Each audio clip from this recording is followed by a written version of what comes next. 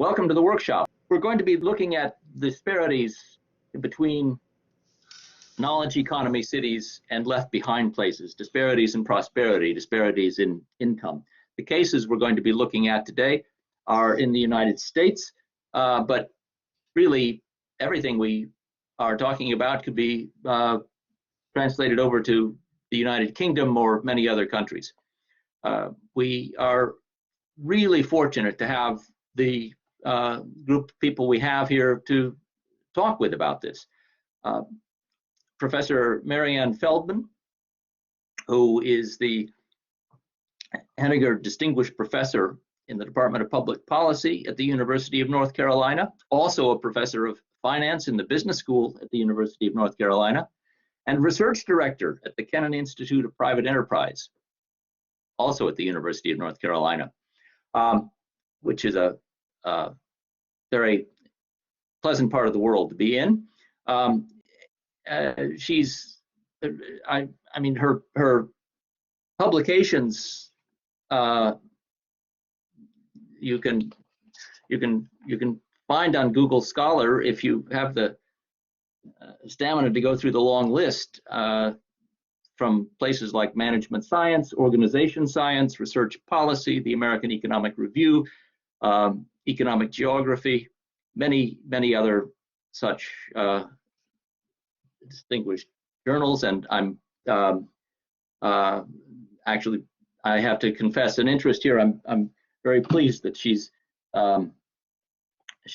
presenting work today on which I'm a co-author. Also presenting is Tom Kemeny, who's a reader in economic development in the School in Business and Management at Queen Mary, just across town from us. He previously worked at the University of Southampton, the London School of Economics, and the University of North Carolina at Chapel Hill. And I won't bore you with a long list of journals or other appointments or anything like that, but just to oh, where'd my camera go? Need the camera for this. Just to plug his book, which is quite pertinent to what we're talking about today, The Rise and Fall of Urban Economies, which is lessons from San Francisco and Los Angeles. San Francisco, Silicon Valley being one of these great tech cities, superstar cities that he'll be talking about. And finally, if that were not enough, to respond to these two fine speakers, we have Professor Raquel Ortega Argiles from the University of Birmingham. She's the chair of Regional Economic Development in the Department of Strategy and International Business School there. Her current research focuses on urban and regional inequalities and development, innovation and entrepreneurship, and issues dealing with the uneven regional impacts of Brexit and COVID-19. She is also an editor of regional studies. I'll leave it there because we need to move on, but you'll hear from all of these folks. And Marianne, are you starting? Yes, I think I'm first. I think I'm up Excellent. First. Okay, and Orla was going to be driving the slides since I was having some problems, technical issues with this. I'm glad I'm not the only one having technical issues. It's a new platform. I haven't used this platform before, but it's my pleasure to be here and to present this new work. And this is joint work with Frederick, Simona, and Carolyn. And it is really a paper that we have just finished. This paper is called Gathering Round Big Tech, How Monopoly, Finance, and Startup Acquisitions reinforce U.S. regional inequalities. Next slide, please. And so we just love this map, and this is from a prior paper, which is out in the Cambridge Journal of Regions, Economy, and Society. And oh, please, one back.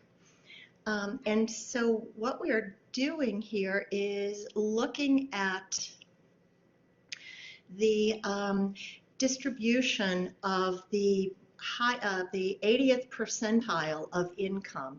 And this is a funny looking map because we've scaled it by commuting zones. And so what you can see in 1980, the green areas are places where we had concentrations of people above the 80th percentile in income.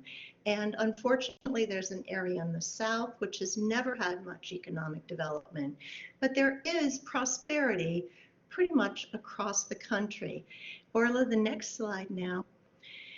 This looks at 2016, and so this is sort of, I think, what prompted us to begin this research trajectory, just noticing that there had been this decline in opportunities. And so what you can see is that there's much less of the green on this map, much more red. And in fact, this is the reflection of the concentration of income in just a few cities across the United States. So a lot more poverty in this middle area. And really this map can translate into looking at voting outcomes, people who voted for Clinton versus voting for Trump, also who is getting the vaccine right now and where we have resistance. And so there are a variety of different causes we can think of that would explain this map. International trade, decline in unionization. But for us, we're going to look at the growth of tech monopolies. And all of these different cities across the United States have been trying to engage in technology-based economic development. They've been leveraging their universities, trying to create patents, inventions, startup companies, and then the ultimate idea was that this model would yield employment outcomes. But it hasn't necessarily worked. And I think that's an important question for us to address. Next slide, please. And so we really think that there is something about the Marshallian externalities that are inherent in Silicon Valley that are reinforced by the monopoly power of these tech platforms. And I think that we have many places that are trying to replicate the Silicon Valley model. Yet when we do this, we're promoting a model that benefits Silicon Valley at the expense of other places. And so if we just think about what the market for startup looks like, we have places around the US and really around the world that are providing startup assistance, and companies get to a certain point and then they are encouraged to seek external financing. Not much financing available from the government, and so venture capital is the preferred source. And many times venture capital firms like to ask firms to relocate to be close to them, and really they're all in Silicon Valley. Part of this venture capital model is predicated on having an exit, and an exit in sort of 7 to 10 years. And so this is going to be either an IPO, which is a rare event, or an acquisition, and probably an acquisition by one of the tech giants. And so we've seen a sort of growth, an encouragement of regional venture capital, yet the results are mixed. And so, we are arguing that it is the productivity associated with agglomeration that advantages the platform monopolies. Next slide, please. And so, when you think about digital startups, and that's the specific sector we're examining in this paper, they're pretty much ubiquitous. So we have a weightless product without any obvious locational advantage, low fixed capital requirements, so no barriers to entry. There are high skill requirements, but these are skills that are taught universally. And also, to try to capture these entrepreneurial startups, we have a lot of local investment in incubators and public subsidies. And we also know from evidence that founders prefer to keep their firms where they're first established. This raises the question of why we have this significant concentration in Silicon Valley. Is it simply the localization economies story? That is, you get higher productivity in clusters due to spillovers. Certainly, that's at work. Yet we find that there is a closed system with a network of Silicon Valley venture capitalists that seem to be advantaged. Next slide, please. And so this is just a timeline from CB Insights, which collects data on acquisitions. And so you can see that there have been a lot of acquisitions for the tech companies. Here we're looking at Facebook, Apple, Microsoft, Google, and Amazon. And so some of these are companies that had grown large, like LinkedIn or Whole Foods. Others, WhatsApp, acquired by Facebook, were a newer startup, but these are big valuations. We don't care as much about the valuation. We're interested in the geography. Where were these firms originally located? Next slide, please. And so it was last summer, we very carefully curated data, and we've included here 2 additional firms. We are adding Oracle and Adobe. We think that they are important as tech platforms. And so here you can see sort of some background on these tech acquisitions. And an interesting thing, an artifact of this, is that all of these tech giants started out small. They were small entrepreneurial firms founded in the 70s, 80s. Facebook is the most recent, founded in 2004. They quickly went to IPO.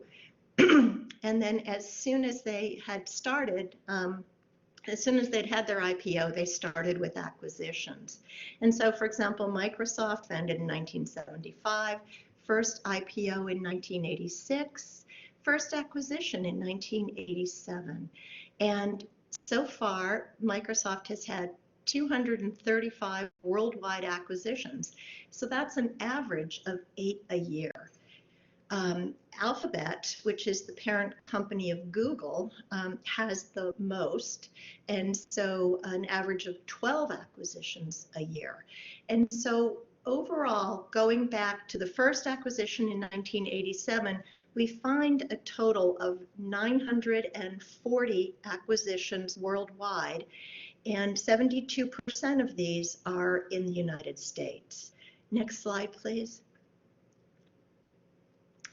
We also, although we're not going to analyze it very much, wanted to present this data on the global acquisitions. So these are the 243 acquisitions that are based outside of the US.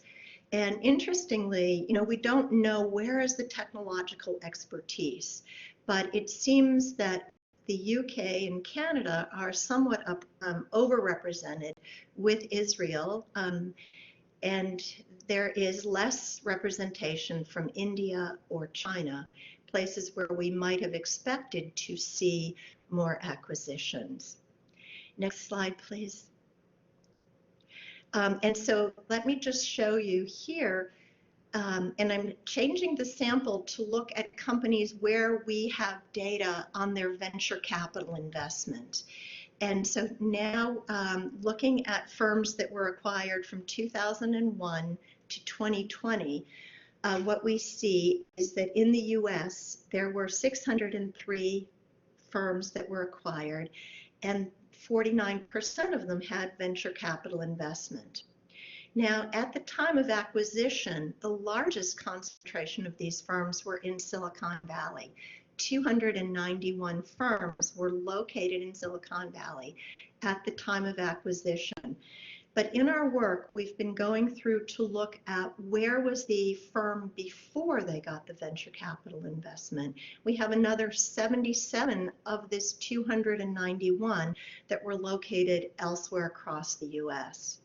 And so these concentrations are, New York, and of course New York should be heavily represented because it's a large population center, and then Boston, no surprise, LA, and sort of going down the list.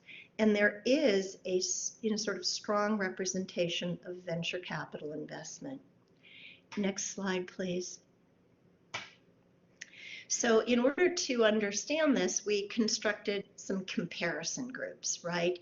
So we have our big tech acquisitions, and then trying to get an understanding of where were possible targets for the big tech companies to acquire. We decided to go with loans to the Small Business Administration. And so this is a program that supports entrepreneurial firms, and we thought this was important because it signals that the firm is a credit-worthy going concern and it is interested in scaling. And so across the US, over our time period, we have 6,213 of these firms.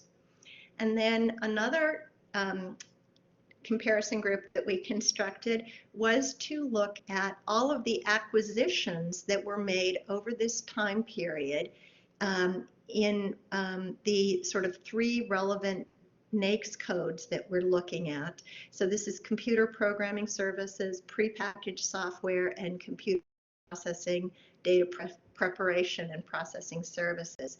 And so again, over this time period, there were 3,000, just over 3,000 acquisitions.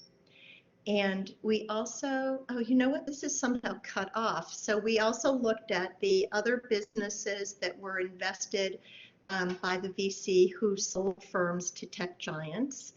And then finally, we looked at firms that had gone to an IPO, and that is sort of the gold standard for a startup firm.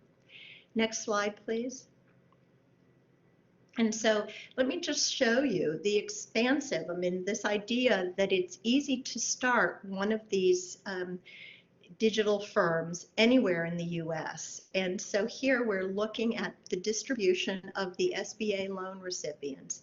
And so really there's a lot of coverage in the areas where we have seen a decline in income. And these are the places that are trying to launch entrepreneurial startups.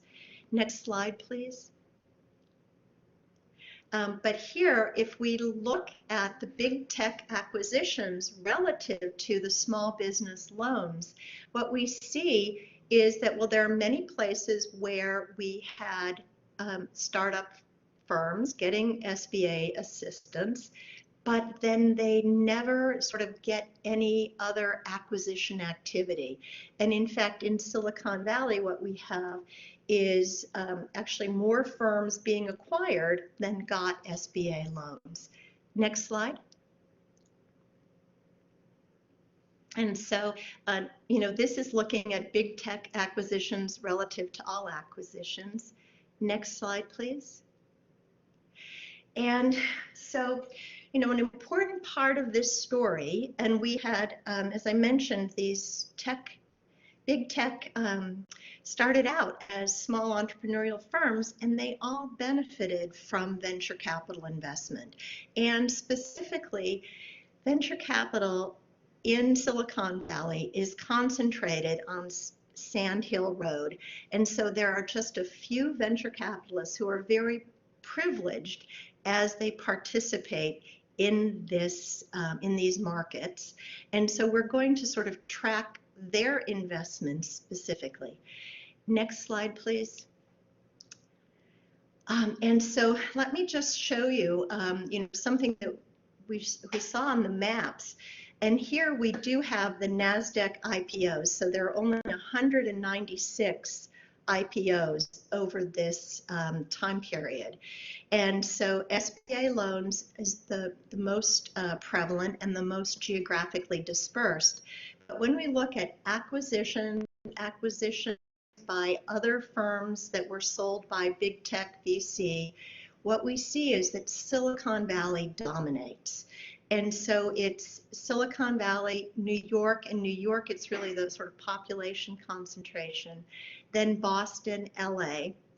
And so it's a story that's very different when we look at the SBA loans, where we see New York, again, population story, LA, concentration of population, DC, it's sort of interesting, and then Silicon Valley is much lower.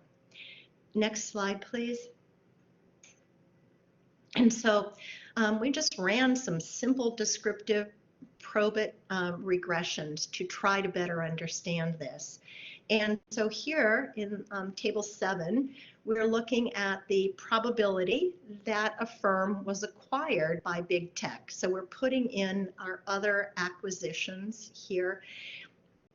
And what we see is that, as expected, if the acquisition target is in Silicon Valley, they are much more likely to be acquired by big tech. Having a VC investor actually has a negative effect.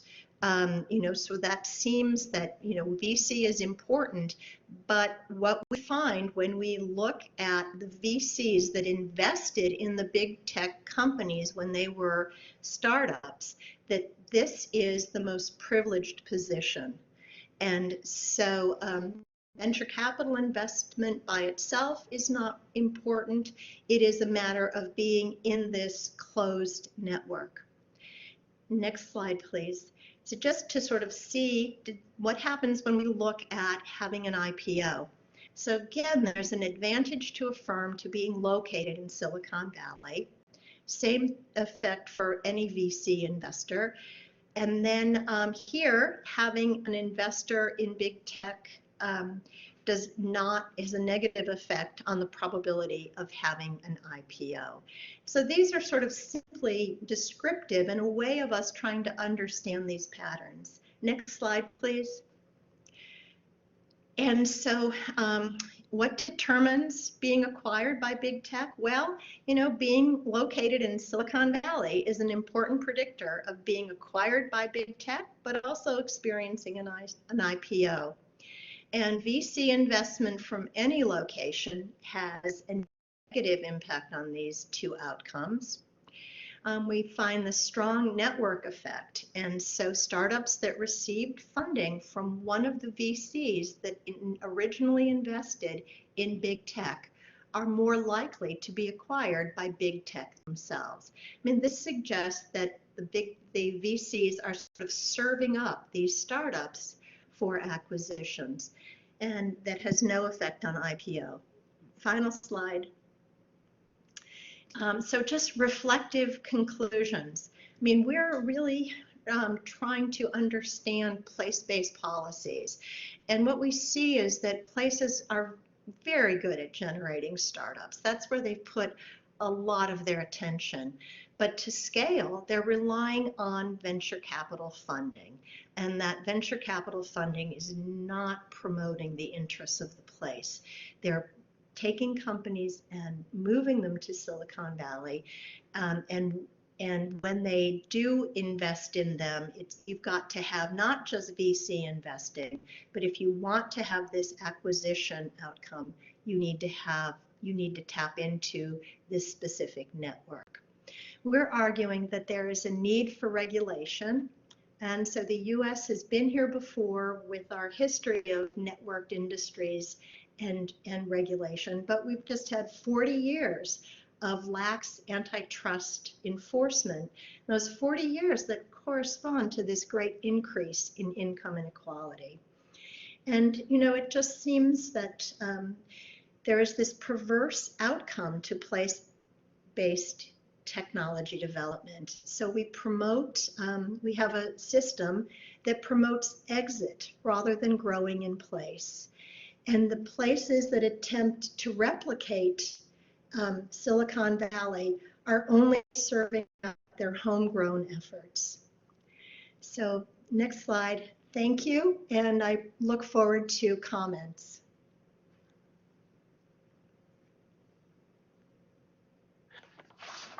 Thank you, Marianne. Thank you very much. I have to say, I think it's a terrific paper, but yeah. But I shouldn't go on about that. Tom, can I just add that the monopoly picture is fantastic, Marianne? We never thought about it.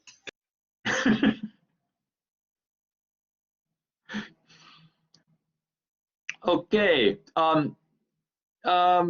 Do we have Tom's slides? Well, I mean, we'll go to, you know, through both presentations and then have Raquel's comments and then questions from others. Hi, Tom. Hello, everybody. Tom's slides. Can you hear me okay? Okay. Yes. So, okay. I want to start by thanking Frederick and Helen also for inviting me. I'm happy to be here virtually to talk with you about this subject. And so I'm not exactly presenting one paper. And you'll see, in fact, that the title of my talk is directly the title of the workshop. So knowledge economy cities versus left behind places, can the gulf be narrowed? And so I've added a subscript, which is a US perspective. Now I realize, of course, Marianne's was also a US perspective. I maybe should qualify as a sort of a long run US perspective. So let's get started. Can we move forward a slide, please? All right. So I want to start by trying to directly answer the question. In other words, I'm going to start by giving you the punchline, and then I'm going to work backwards from that punchline, giving you some evidence and a story that brings together a bunch of work in progress that I have been doing around these kinds of questions. So I think part one of the punchline is, I think there are some things we can do to narrow gaps if we are very serious about it. And I think we can put these kinds of interventions into two broad bins. One are a set of sort of overtly place-based policies, regional policies, whose aim is, I think, partly to make left behind places better places to live and work, and also partly to make these places more innovative. And so there's a recent paper by just a week or two ago by John Van Reenen that's focused on trying to leverage underutilized human capital. And while that paper is very focused on at the individual level, I think we can also think of underutilized human capital and genius and knowledge as being a collective good that's rooted in places, at least in part. And so I do think there's some real potential in narrowing place-based gaps by better leveraging that underutilized genius. Now here in the UK, part of the conversation about closing gaps between places is focused on decentralization by giving local governments more power to recognize what's happening in their areas and to leverage that knowledge towards economic development. Now, the UK is a much more centralized country than the United States, but in some ways, those differences in centralization should tell us that at least the US, which is much more decentralized and yet still has these huge gaps between places, well, we should think about political and economic decentralization as probably useful in the ways that its proponents tell us that it might be. But it should be, I think, clear that it's far from sufficient to close those gaps, and it maybe also isn't even necessary in the first place. Now, in terms of the kinds of regional policy that I think makes a difference, I mean, I think here there's less controversy about the methods, although perhaps I think the scale is where we might want to think very carefully. So targeted interventions around industrial policy. Marianne showed a great map of SBA funded investments which were spread very widely. We could say the same for how we might use federal R&D in a sort of regionally targeted way. And then we also need to think about generating better capacity in places. And some of this, I mean, we're living in an amazing moment in the sense that the US government these days says things that I often agree with, which I find, very surprising and a new feeling. But so if we look at Biden's infrastructure plan, there is in the breadth with which it is considering what counts as infrastructure, this idea, I think, of local capacity building being broad, not just roads and bridges, but education systems, environmental quality, and sort of all of these ways in which we might make left behind places better places to live.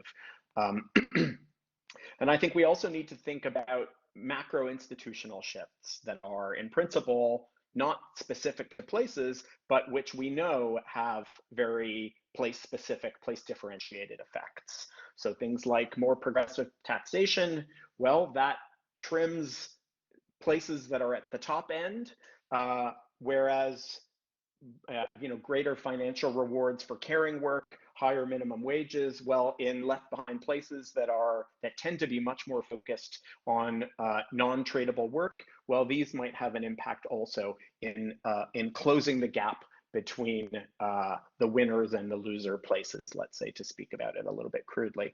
And then things like building a stronger safety net to enable a wider population to take risks and become entrepreneurs.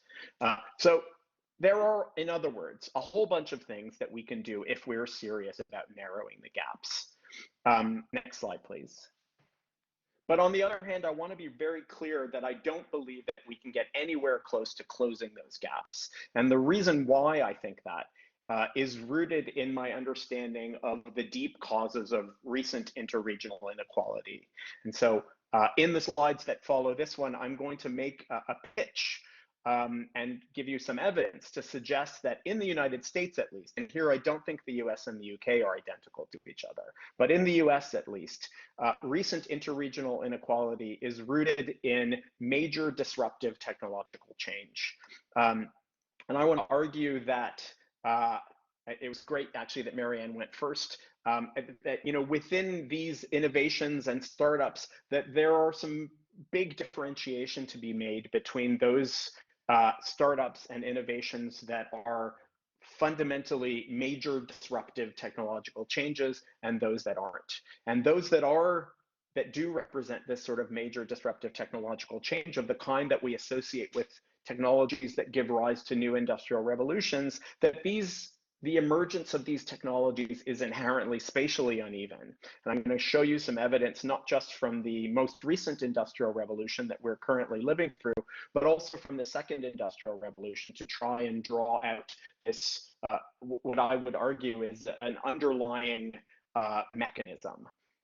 And I think if you buy my story about these underlying processes, then I think you'll agree that policy, while there are lots we can do to narrow gaps, that policy is probably not likely to completely overcome these mechanisms.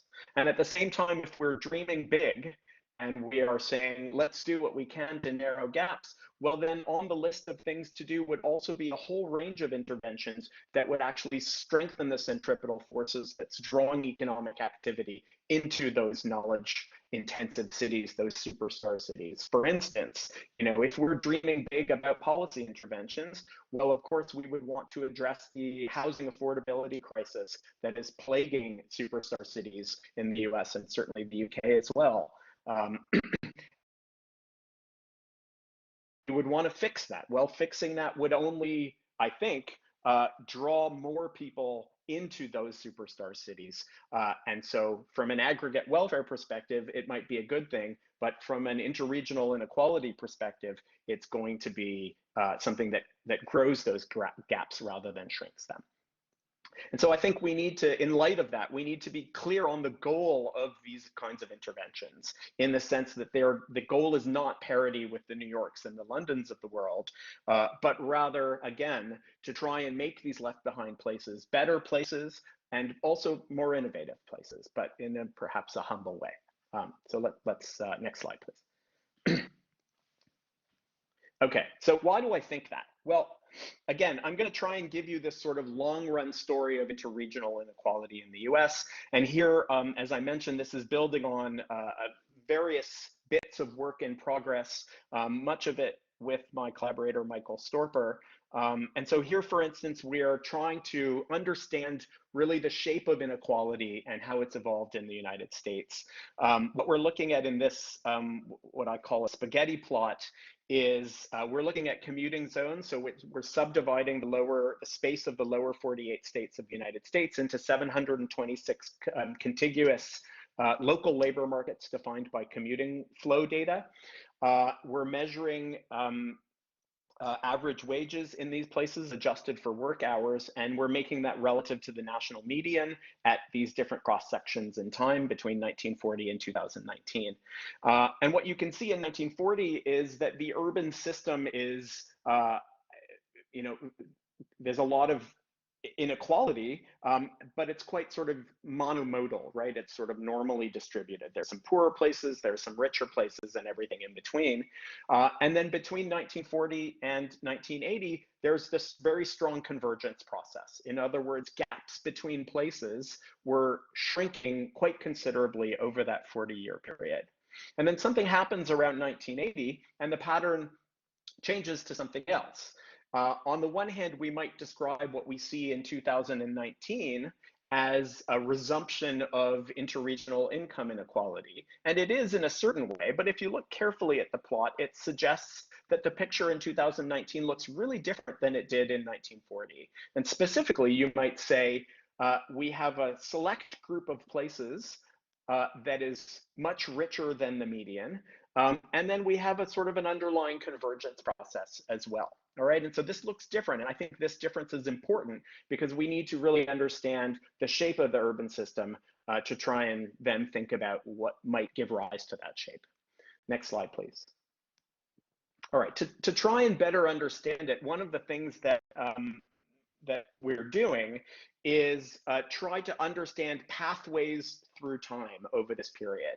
And so we're using a technique called finite growth mixture modeling. It also gets called growth-based trajectory modeling, which is a kind of unsupervised machine learning where the aim is to identify latent groups in the data, not by how they might be in one particular period in time, but rather how their time path evolves.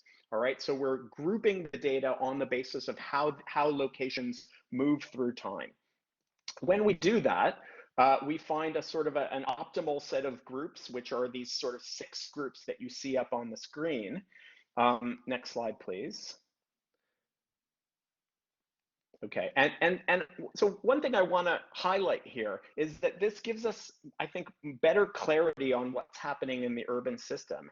And whereas I started being interested in interregional inequality, thinking, oh, there's this big inequality problem in the US, actually, I've come to the conclusion that it's a little bit more complicated than that.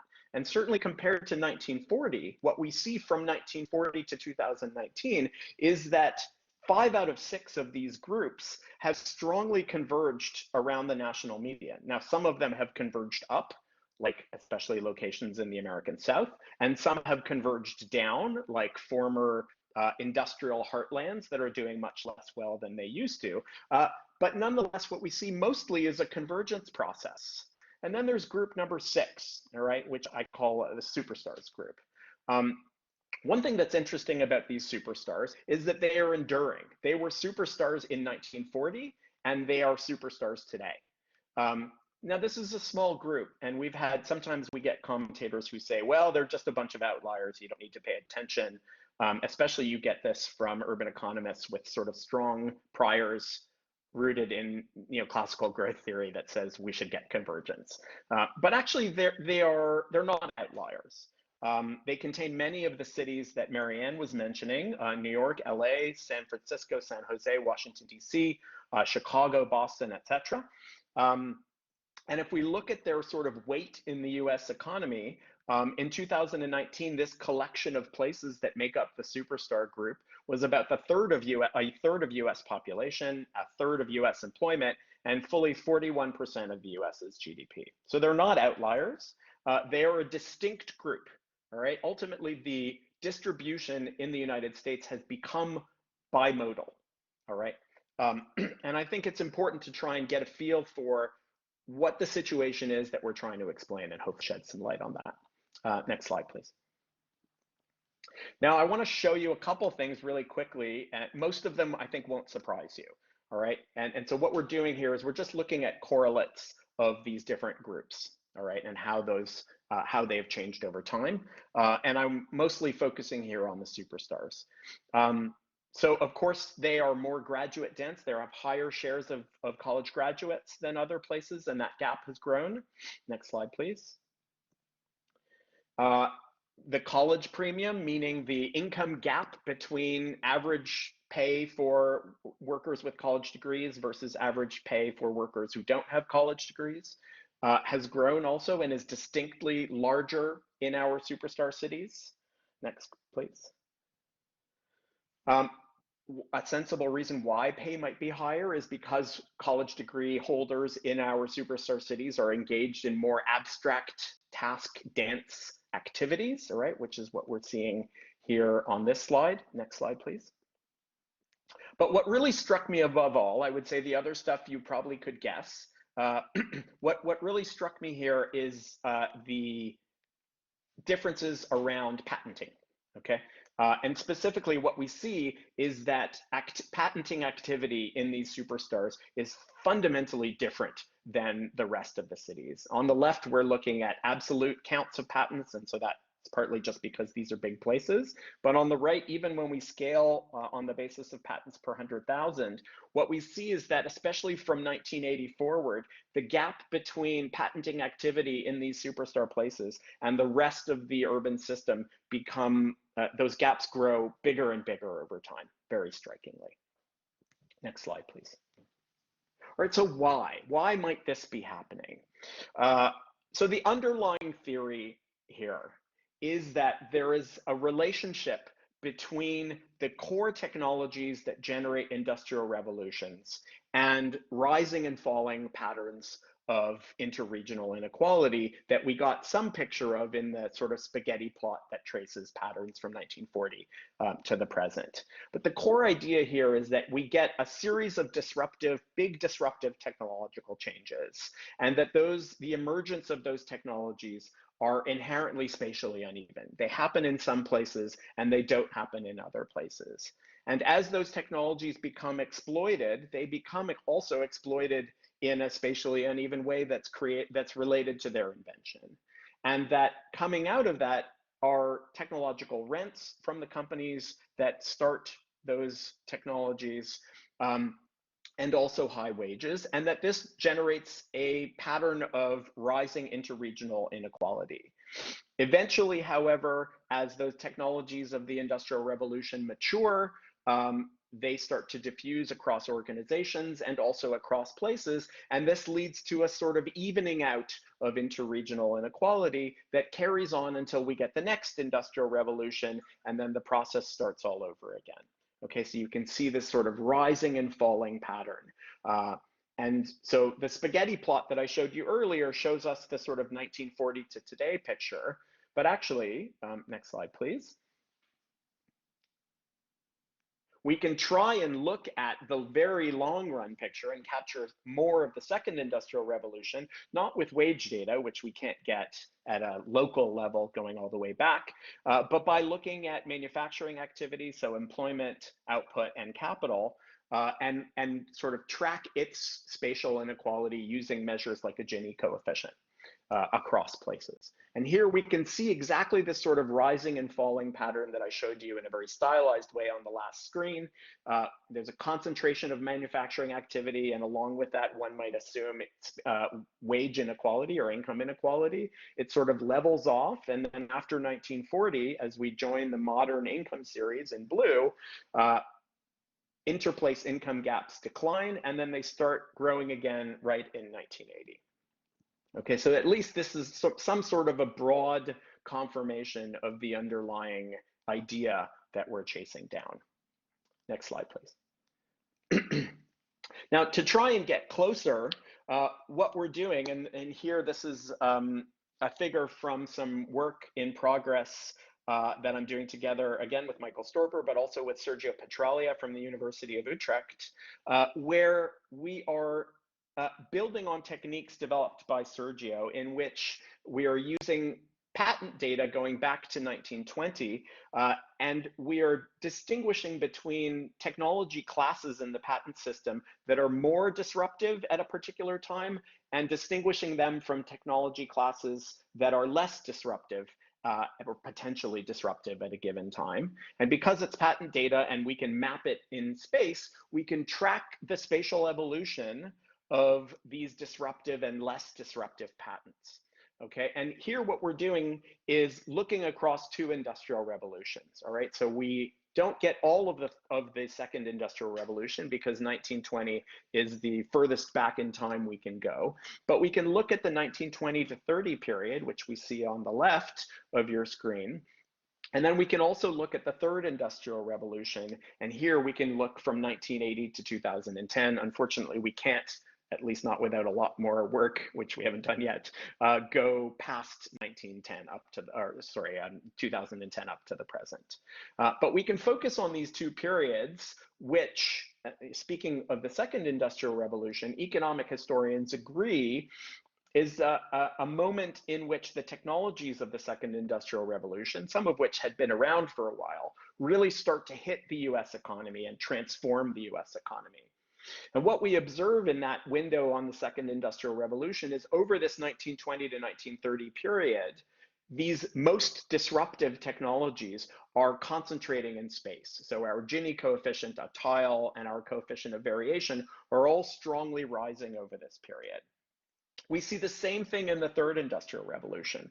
Those technology classes that we deem as having the most disruptive potential are concentrating strongly in space over between 1980 and 2010. Next slide, please. And I want to contrast those pictures with these ones, all right? On the left, what we're doing is taking the two pictures in the previous screen and grabbing the middle period as well, so the 1940 to 1980 period. So the point here is, although we get this strong concentration in space between 1920 and 1930, and then again between 1980 and 2010, in the in-between period, between 1930 and 1980, those most disruptive technologies are spreading out across the United States, okay? So in other words, concentration is distinct to those periods that economic historians tell us are these sort of moments of really transformation in the US economy. Okay? And then yes? Yeah, if you could, within the next 5 minutes, if you could wrap up so we can get Raquel and then. I'm almost done. Great, okay. The number of slides is. There's so many more slides. Yeah, those are just in case I might need them. Don't worry. So the picture on the right then focuses on those other technologies that are least likely to be disruptive and traces their geography between 1920 and 2010. And those are behaving very, very differently from the disruptive technologies. And basically what they're doing is they're spreading out over space over this entire period. Okay, so it suggests that there's something distinctive about these disruptive technologies and that they have this very particular sort of geography in which they're concentrating during some moments in time and deconcentrating at others. Next slide, please. Actually, jump ahead another slide. Yeah, this one's just, there we go. Yeah, okay, so I don't want to show you, I really hesitated in showing you a table of regression results. All we need to see here is we're just regressing local output per capita on disruptive patenting, all right? And what we see is that both during the second industrial revolution and during the third industrial revolution, places that are doing more disruptive patenting have more growth in output per capita. All right, and so if you put these regression results together with the pictures that I just showed you about the spatial patterns of those disruptive innovations, you get a pattern of rising and falling uneven development that matches the picture of interregional income inequality that I showed you a number of slides ago, the spaghetti plot. Okay, in other words, when we have those moments in which disruptive patenting is concentrating in space, we get rising income gaps. And when it is spreading out, we get declining income gaps. Next slide, please. Okay, this is the last slide. So the point that I've been trying to make, and hopefully I've convinced you at least a bit, is that disruptive innovation is fundamentally spatially selective around key moments, moments that economic historians tell us as being sort of foundational moments when technologies driving industrial revolutions really transform the economy in the US. And also that those patterns are linked to spatially uneven development. They produce a pattern of superstar cities and left behind places. One piece that we're doing more work on is trying to link this to the broader story that economists tell about income inequality, in particular skill-biased technological change, meaning that these key disruptive innovations, we think, also give rise to a broader employment base that earns outsized rewards, okay? And that's not a link that I've shown you today, but it's something that we're working on. I think what's striking about, what I find striking about these results is today, in the third industrial revolution, one might say, well, everything is trending towards concentration. And so how do you know, in that sort of world of serial autocorrelation, how do you know that what you're observing around these disruptive innovations doesn't just sort of reflect broader settlement patterns, that we are all just sort of moving into these superstar cities? Well, the fact is, if we look at the second industrial revolution, the period that we're studying around the 1920s, well, that's a moment in which, in fact, the US hadn't completed its frontier transition. In other words, the secular tendencies in the geography of settlement in the US during that period are towards spreading out, not concentrating. And so from that, I take the lesson that this pattern of concentration of disruptive technologies is a powerful pattern, one that can actually run against the dominant secular trend. Now, again, we can talk about how well this works in the UK. I think the UK is a different place, but it certainly, to my mind, suggests a strong force driving spatial inequality in the US.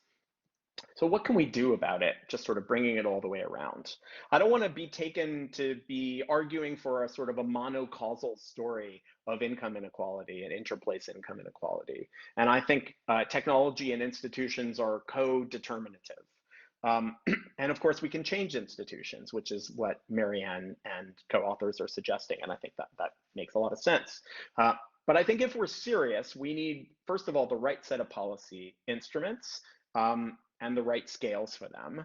We need to also be clear-eyed about the scale of investment that might work, but perhaps even more importantly about the goals, because I think if uneven development is so rooted in these key disruptive technologies, it's going to be very hard to get parity, and I think impossible to get parity. Parity shouldn't be the goal.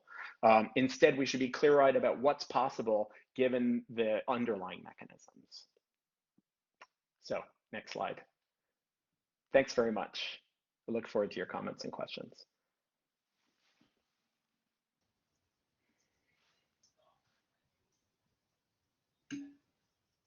Frederick.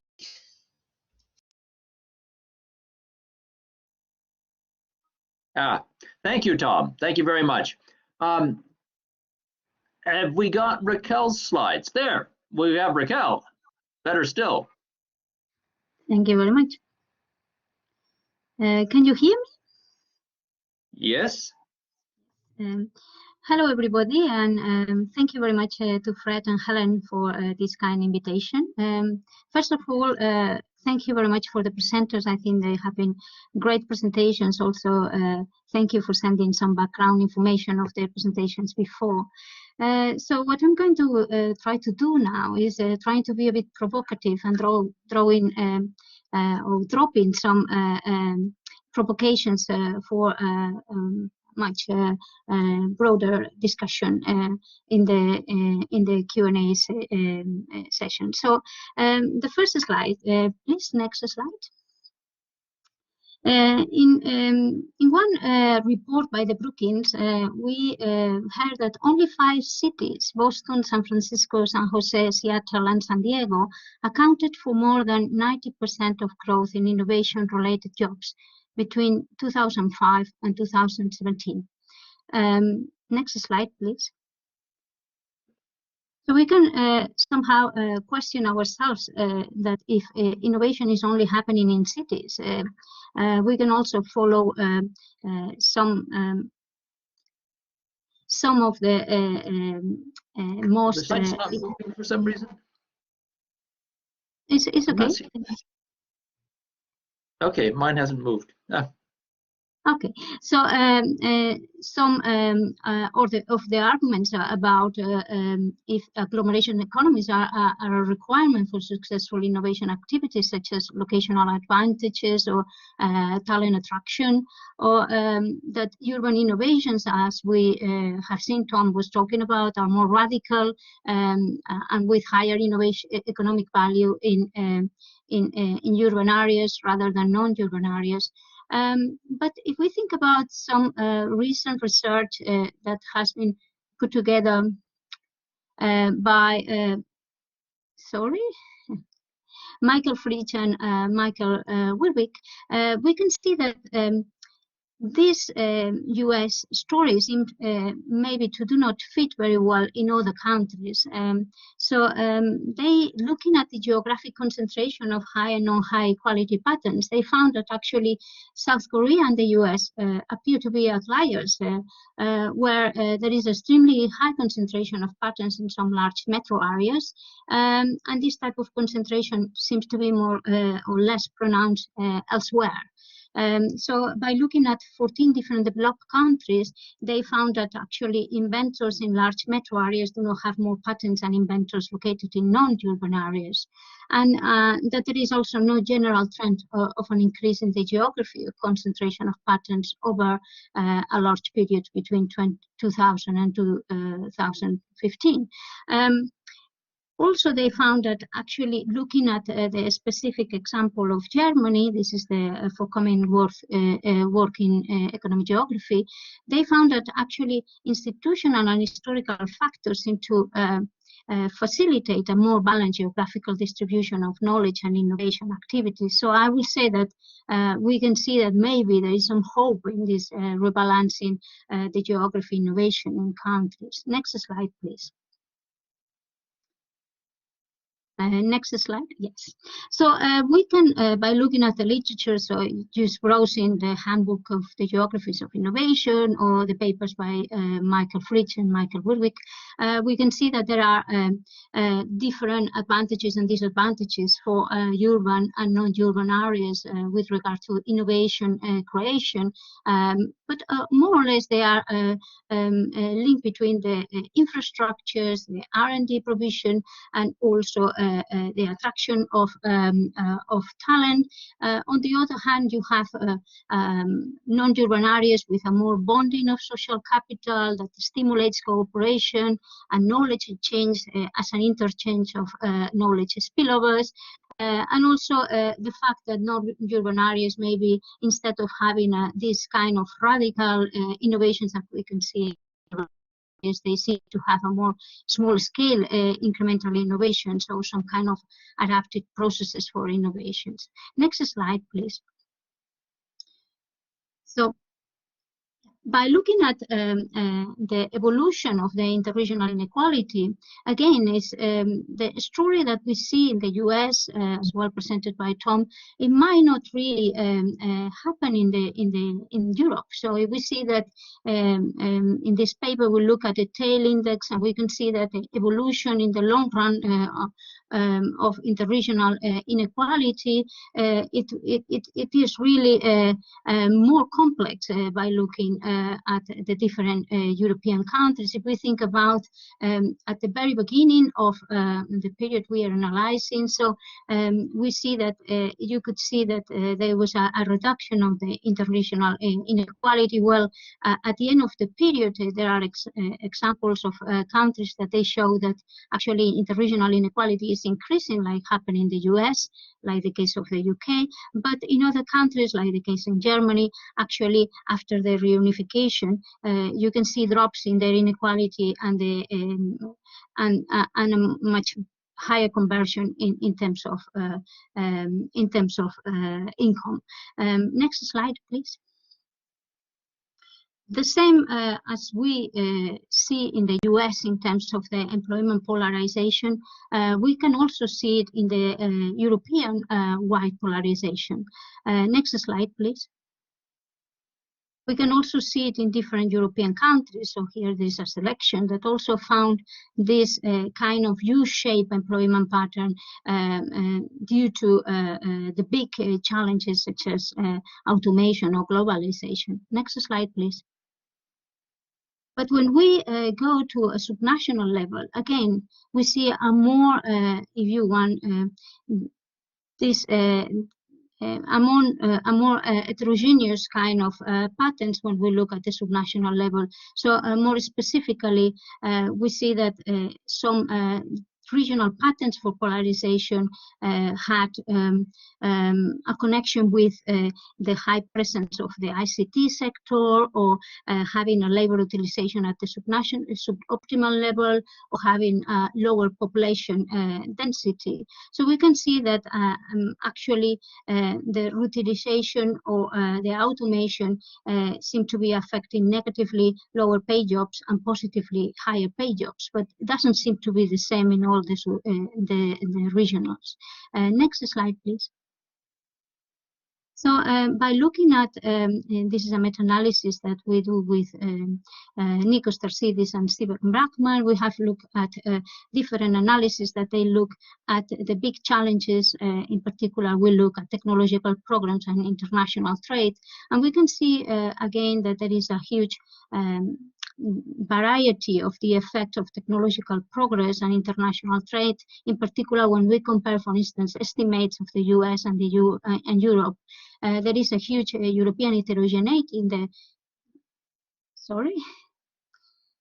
in the results. I have lost my slides.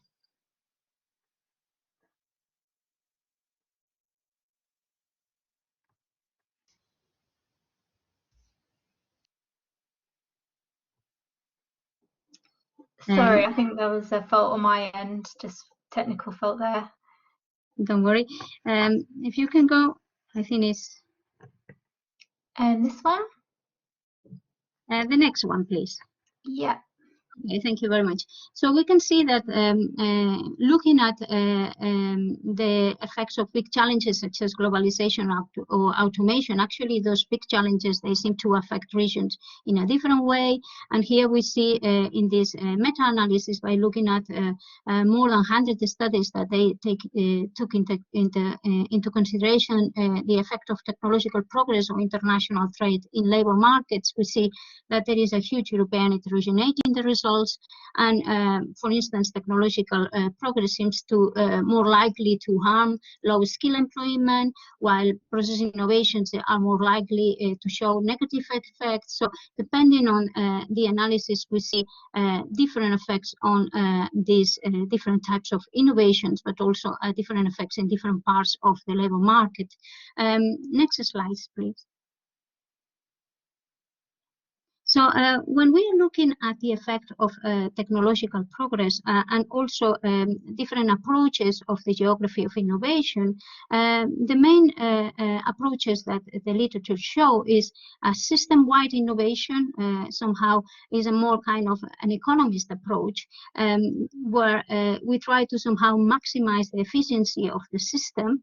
And another approach that seems to be more taken by geographers, that is localized innovation, that somehow localized innovation should be encouraged to that extent that the benefits in this particular location, somehow they are greater and they can be geographically distributed. But somehow these two approaches, these seem to be to converge in a strand of the geography of innovation literature that is, next slide, please. the strand of the systemic approaches of innovation and entrepreneurship. So, for instance, the regional innovation systems or smart specialization systems, where we see that there is not only about, taking into consideration places, but also taking into consideration how those places interact with others, and also looking at potential factors that might eventually cause bottlenecks, and they can be very much undermine the whole system. Next slide, please. By looking at a systemic approach, also we have to consider the way forward. The way forward that I don't think that we have been talking very much about is, for instance, the fourth industrial revolution. Now we are looking at automation and data exchange in manufacturing technologies. We are also thinking about cyber physical systems or the Internet of Things, and this, of course, this kind of approaches or the way forward might eventually also create higher inequalities, might create or concentrate even more the power of these new stages in the evolution in particular places. Next slide, please. We also can think about if the way forward is digital entrepreneurship ecosystems or open innovation processes, where, for instance, we will have emerging digital technologies that they might lead to further economic development, but also might increase disruptive innovation, or might create situations of digital dependency or digital exclusion, might even will create higher potential intra-regional but also inter-regional differences. Next slide, please. And as we have seen in the last research, the digital economy, that is maybe what it has been very much exposed because of COVID, some of the trends they have been somehow accelerating, has shown that there is a huge contrasting evidence between national and subnational, between US and other countries, and between high income versus low income areas. But also there is a huge rural versus urban divide. So we are also tend to think about rural as deep rural or shallow rural and a urban kind of type of places. And this is somehow because not only the provision of infrastructures, but also because of the returns of these infrastructures. So some analysis that they are talking about non-urban areas, how can benefit from this digital economy, show that actually the benefits of online connectivity in the countryside might be relatively greater than in urban areas. Therefore, also might be somehow reduce the distance, or might create more alternatives for growth and innovation in those areas. Also it might also create, let's say, a much positive way of thinking about geographical distance. So it might generate or regenerate rural areas. So to sum up, more or less, to say that in the UK or in Europe, maybe the situation is more, let's say, heterogeneous than a situation in the US, as we have seen. But also we see that if we have to take into consideration not only Europe, but also the national disparities and the regional disparities in Europe, it probably is something that is more complex. We also have seen that maybe the way forward is taking into consideration that a systemic approach, not only thinking about place-based, but also thinking about the potential collaboration or cooperation between regions, might also determine more positive results for all the system. And finally, taking into consideration that the digital economy or the fourth industrial revolution might get also, or might bring also, opportunities for other areas, not only the urban ones. Thank you very much.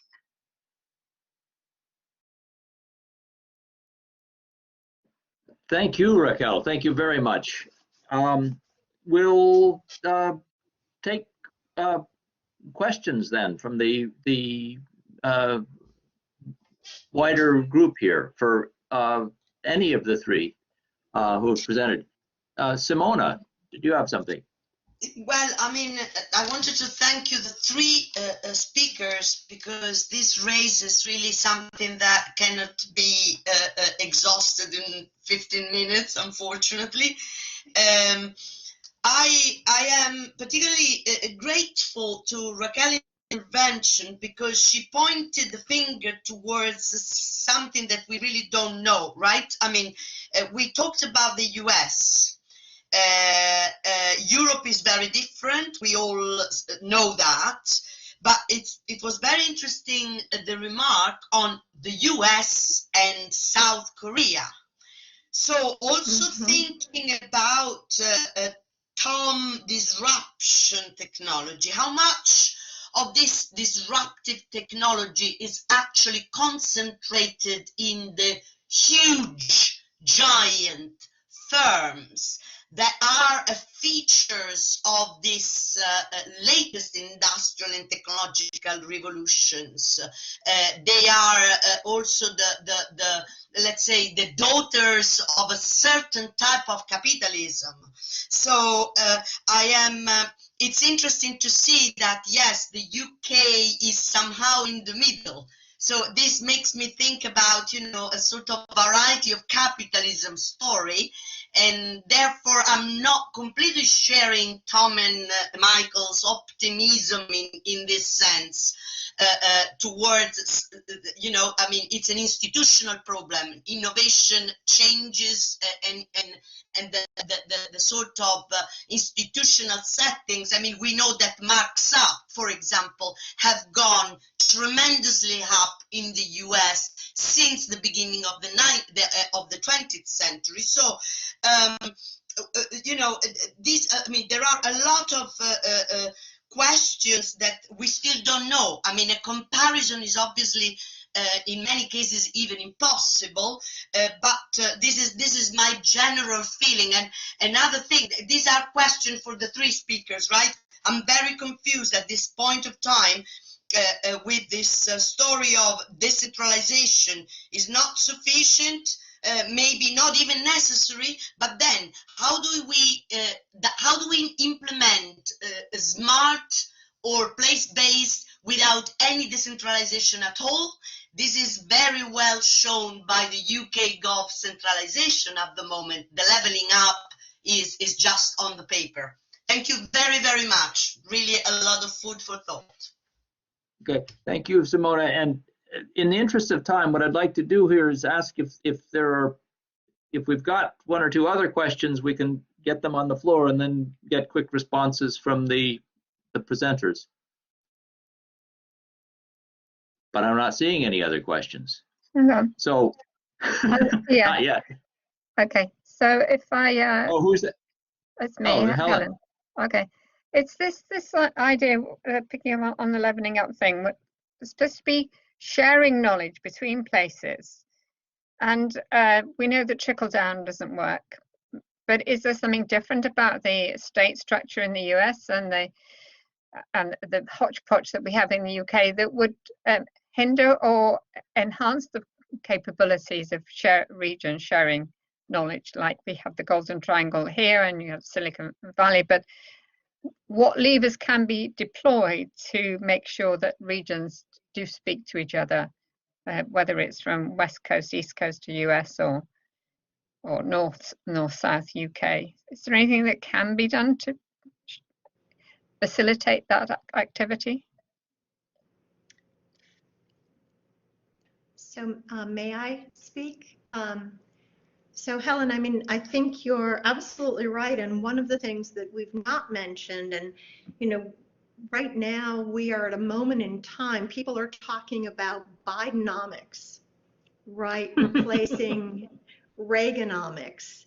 And if you will, this is a return to an understanding that government investment is important. And so I've just been fascinated, and for me, it's so rewarding. I mean, in my lifetime, I've never seen, as Tom referred to, American government policy that I agreed with. So, here we are, and it is a question of, as I look at the deindustrialization of America, and then thinking about where we used to have concentrations of activity, now there are places where there's just simply nothing to build upon. And so, Tom mentioned parity. And, I'm not sure we really want parity, but just an equal playing field. And I think that, by breaking up the tech monopolies, I've been also very interested in things we might do, different investment vehicles that would keep more profit local. And so, right now it seems that we are in this great sort of social experiment where we see people have moved out of New York, out of the Bay Area, and are locating in other regions across the country. And, these digital workers, as long as they have a good internet connection, they can be anywhere.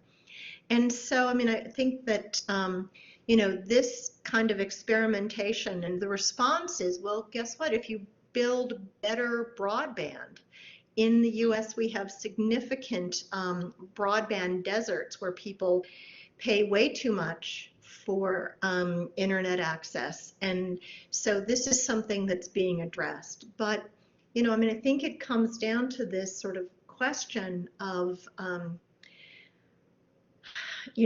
just what we might do to encourage. And I do believe that government has a role in building capacity. And then, good things will happen. If I can, certainly I second Marianne's point about capacity. I think we're definitely in agreement about that. I think, Simona, with respect to your question, so I think, first of all, let me say, I think the work that you're doing around market structure is really, really very interesting. And I think it adds a dimension to how we think about these agglomerations that's absolutely needed. But I also think, to me, and you can tell me if you disagree, it is a story of the last couple of decades of technological change more than, let's say, the 70s and the 80s, right? It starts maybe in the mid 1990s or something like that, or at least it starts being very important then. And so I think, I guess I'm, while I think the market structure story is important, to me, it doesn't explain everything. And maybe it's not, I don't want to make a straw man out of you to say that's what you're saying, but I think, what I'm finding illuminating about looking at the 1920s is not to say that there wasn't concentration of firms then as well, because certainly there was, but that we see this very different sort of a very different period in which a lot of things are pushing in the opposite direction, and yet you still get these specific kinds of innovations that are concentrating.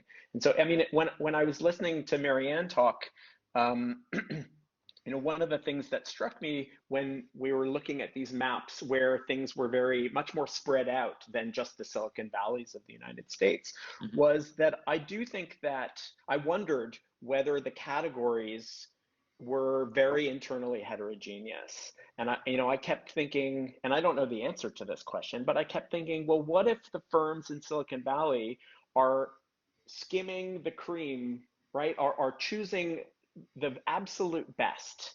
And so, yes, they are reinforcing a particular spatial pattern, but also that, looking at those maps where we're just sort of counting heads of entrepreneurs is missing a quality dimension there potentially, and that might be in line with this sort of variation that we see around different kinds of innovation with different disruptive potential as well. Not to say that they line up one for one, but it raised questions for me about the sort of internal differentiation. Thank you. Raquel, did you want to? Yeah, Raquel, I want to. Yeah, well, I was also thinking about the knowledge combinations. You know, I think that it is not only about activity per se, but also which type of activity is located where. You know, and also thinking about the new book. I just got the new book. Putting skills to work by Nicola Love.